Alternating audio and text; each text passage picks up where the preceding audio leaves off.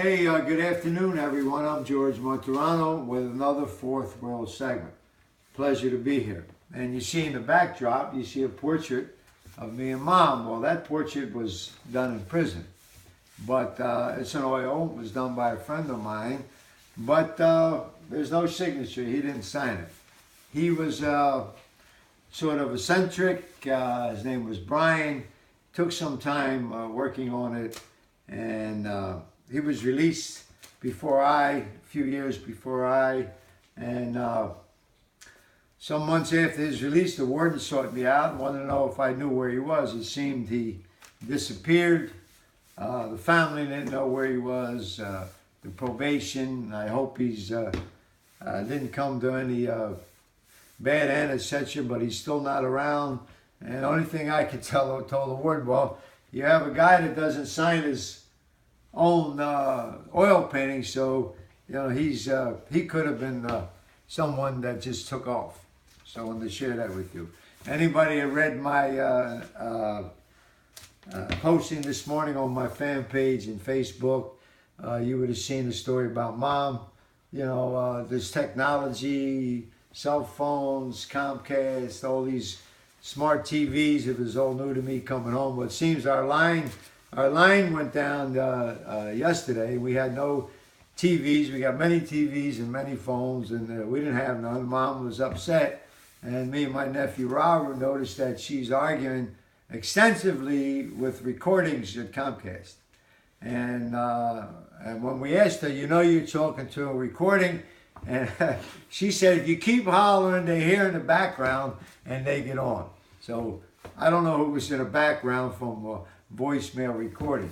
Then she went a step further. She told me to go with a couple friends of mine to the president of Comcast and demand that her line be fixed immediately because she said I knew the guy.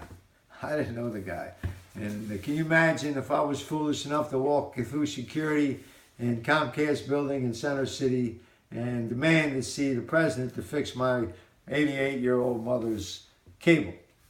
And thank God they came the next day, and she's reunited with her Westerns. She likes old Westerns, she said, because they tell the best stories. So I want to share that humor, but in another direction, I hate to go in this next direction. The whole America is talking about tragedy of such a young, beautiful life that was taken in Florida.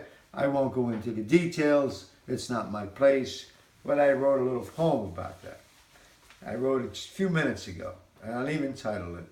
And please be so kind to let me relay it. Little angel in the night, world so sorry in their flight. Once here, now gone. You go to love those lost and more. Oh, little angel in the night.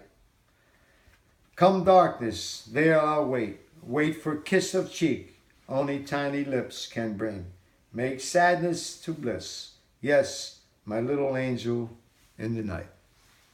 And it's a poem addressed to a young life that was taken, such a tragedy. Then I can go back a little further. Many lives was taken towards violence. So we have so much of that today. And you as a person, if you have any ounce of decency and you want to know what you can do, well, ladies and gentlemen, what you can do is deliver your own philosophy, your personal philosophy of conversation, of kindness, conversation and kindness. When you don't want to inject anything ugly, because we have so much of that in the world today. I lived in dark ugliness for 32 plus years, and I've seen the worst of the worst that a human can deliver.